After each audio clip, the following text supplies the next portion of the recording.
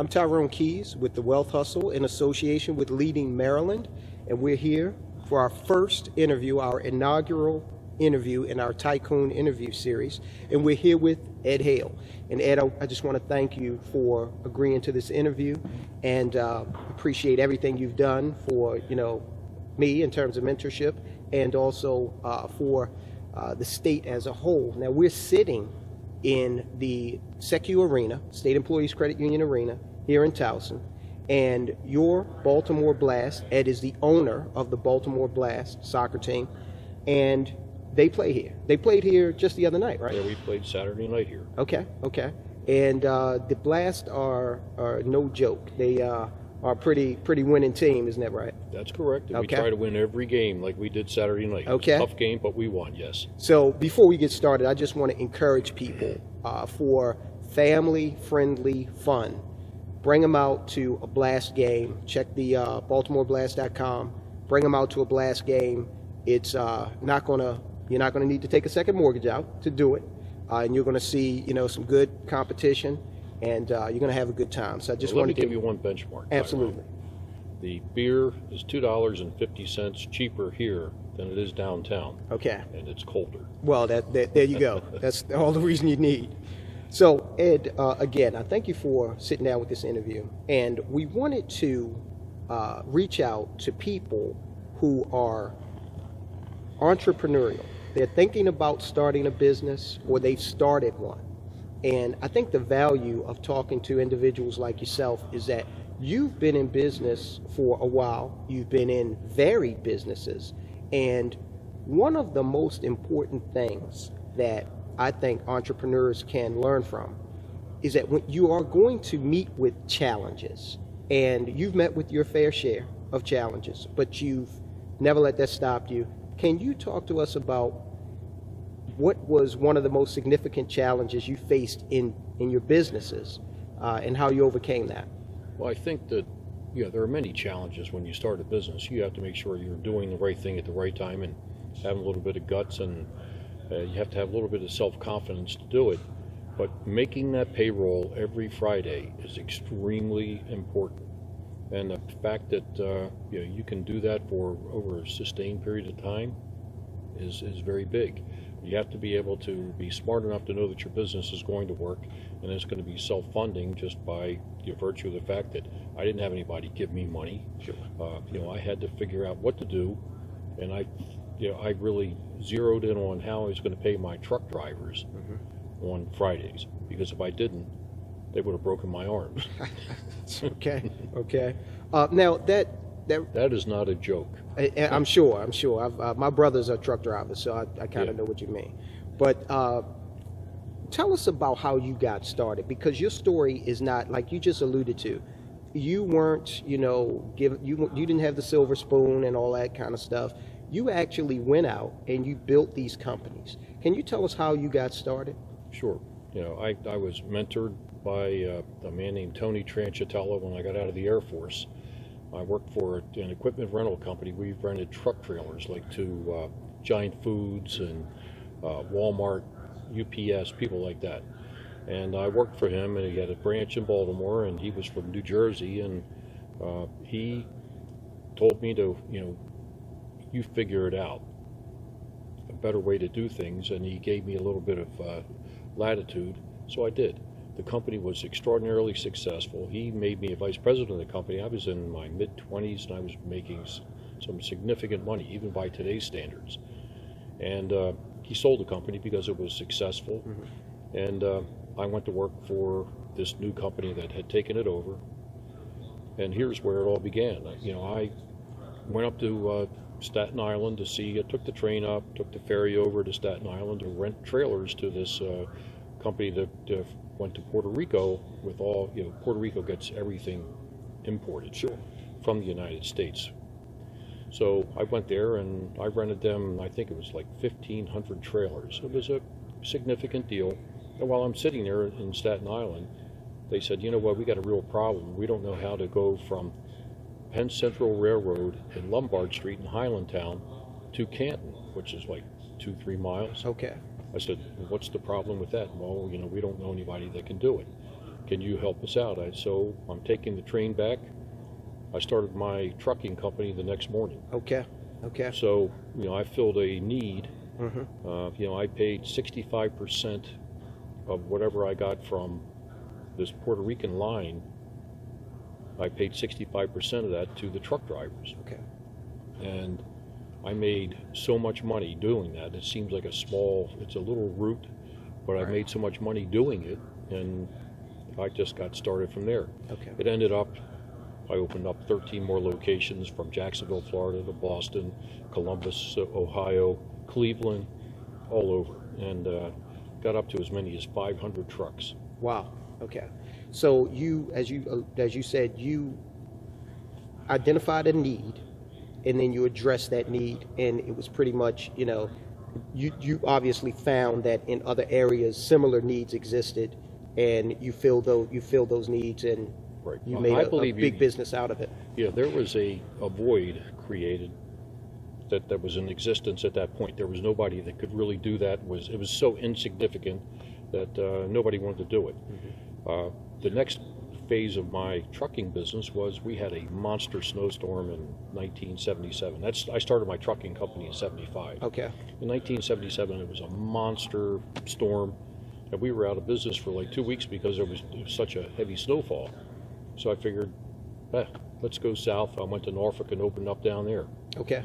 Then I opened up in Charleston, Jacksonville, Savannah, Georgia, in the south, and then it just expanded from that point because we couldn't deliver any of our loads in the snowstorm. Right, right. So you kept an open mind in terms of, okay, if a challenge presents itself here, we got winter weather, we're going where there's no winter weather, right, and we'll keep it moving. That was it. If it looks like there's a void created or an opportunity, you size it up and see what it's going to cost to rent a place, hire people, insure it, and then run it. Right. So that's what I did. Ed, what was your first job, and what did that teach you later on throughout your business career? Well, I always did odd jobs in my neighborhood, shoveling snow, cutting grass, all that sort of thing. That I just did that to make some money. Painted houses.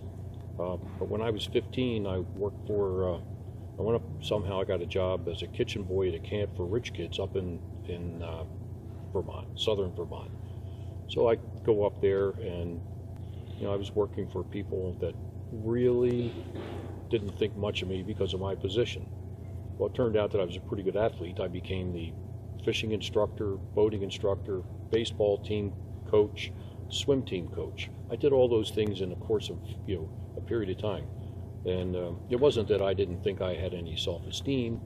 I just didn't know about esteem. Okay. But I knew that I could do what those people did, and they were all extraordinarily wealthy. When parents would come up with Rolls Royces, I didn't know what a Rolls Royce was, and to pick them up and take them home. And, I learned that I put my pants on the same way they did, was never, and I've never been intimidated by any of that stuff. That helped me be confident and go through life. Okay. The other thing we haven't talked about is the Bank of Baltimore takeover that I did. Okay. Let me tell you, that was one of the most interesting things that I did. 1991, Dennis Rasmussen again comes into my office. He's no longer the county executive.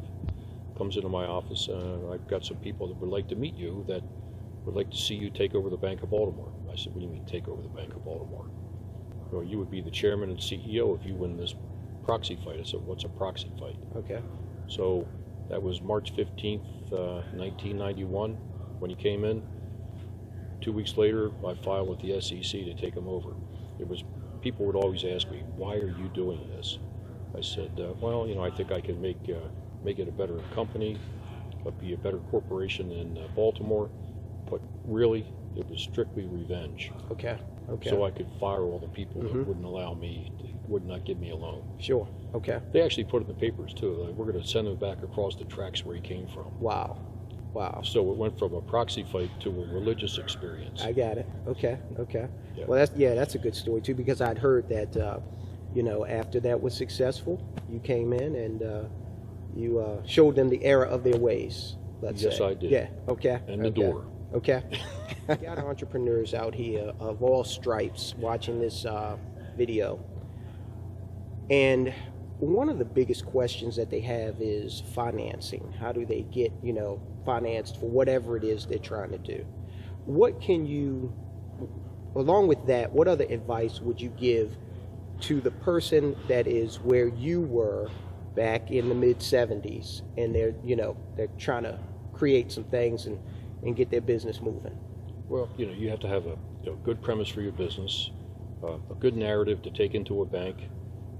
You have to have a good, projections of what your P&L is going to look like, and have it be reasonable and believable, because a lot of people embellish and puff these things up.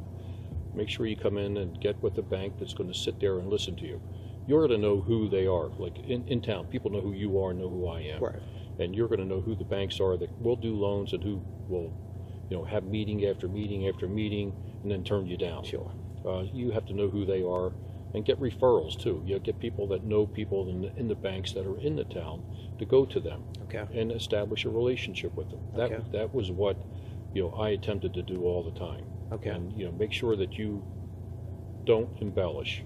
Just come in and tell them what you think it's going to be, and that'll work. But you have to have a good idea. Find a void, fill it. Right. We talk about politics a lot, and we do radio together. And one thing that I try to tell people is, listen, political administrations come and they go, and businesses that are about something will remain successful throughout that. I think that with there's a lot of hypersensitivity in today's political environment, and it's getting people to pay attention, and also it's getting some people to say, well, I can't do something because of the political climate, and I just don't believe that's true. I think that your business, for example, when you filled that void, you did that in a political administration, and you've seen many, many more since then. So what are your thoughts on that? Well, in terms of on the high, William Donald Schaefer was an entrepreneur himself. He was willing to listen to and take a chance with people. He did it. He took a chance with me. I never asked for anything and didn't get anything from him. But when it came down to making a deal with the city, you knew with certainty that it was going to get done. Sure. The worst was the previous administration in the city. Is like the worst I've ever seen. And they couldn't make a deal, and the city, because of the way it is this morning, as we're sitting here, it is much worse than it was under William Donald Schaefer. And they do make a difference, but they're gone. Right. So there's a new group in town. I don't know the mayor very well right now. She seems like she's got a tough row to hoe, but she's trying very hard. I actually like her, and I hope she does well. And I think she's surrounded herself with some pretty good people. So I'm rooting for her.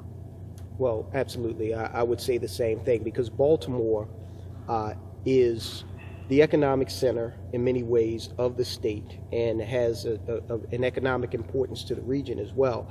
And it needs to be turned around in terms of the crime, so that people can, feel good about coming to the city and patronizing a lot of the business owners that are down there, and a lot of the activities that are in the city. No doubt. And I'll tell you something else, Tyrone.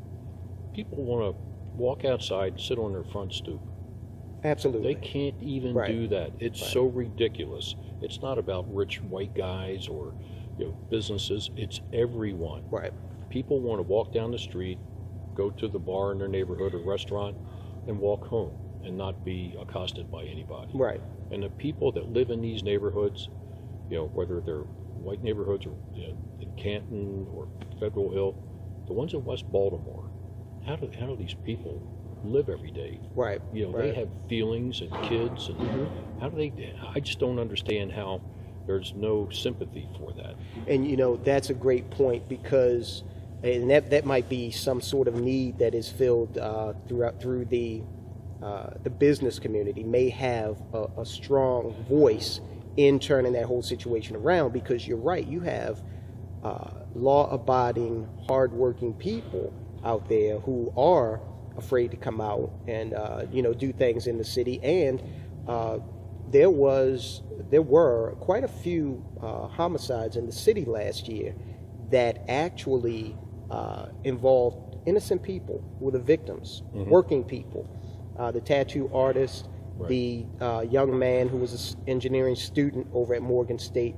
So it is quite possible that the business community has a lot to do in terms of changing this. Now, it might not be immediate, like what we do at the Wealth Hustle is teach people about money. Of course, that is not going to be an immediate fix, but over time, I believe the business community will have more to say. I believe that you get yourself a good police commissioner. I don't know this guy, but Fred Bielfeld.